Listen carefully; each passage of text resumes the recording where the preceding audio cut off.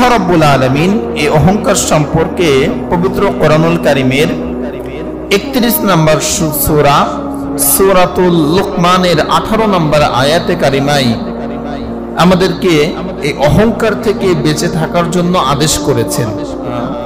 আল্লাহ বলছেন যে ওয়ালা তুসাইদ খাদ্দাকা লিন-নাস, তুমি মানুষের দিক থেকে মুখ ফিরিয়ে নিও না। ওয়ালা তামশি ফিল আরদি মারহা, জমিনে অহংকার করে চলো না। ইন্নাল্লাহা লা ইউহিব্বু কুল্লা মুখতালিন ফখুর, আমি আল্লাহ অহংকারীদেরকে পছন্দ করি না।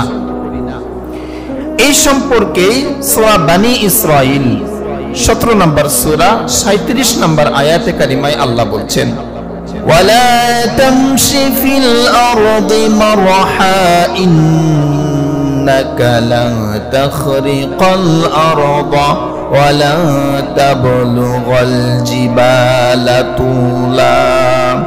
আল্লাহ রাব্বুল আলামিন বলেন, তোমরা জমিনে অহংকার করো না। অহংকার করে কি করবে? তুমি অহংকার করে মাটিকে ফাটল ধরাতে পারবে না। অহংকার করে সুউচ্চ পাহাড়ের সমানও তুমি হতে পারবে না। আল্লাহ আমাদেরকে বলছেন ওয়ালা তামশি ফিল আরদি মারহা, তোমরা অহংকার করো না। ইন্নাকা লান তাখরিকাল আরদা ওয়া লান তাবলুগাল জিবালা তুলা, অহংকার করে কি করবে? তুমি কি জমিনকে ফাটল ধরাতে পারবে? তুমি কি উচ্চতায় পাহাড় সমান হতে পারবে? অহংকার কেন করবে? আল্লাহ আমাদেরকে সাবধান বাণী বলছেন যে তোমরা অহংকারী হইও না।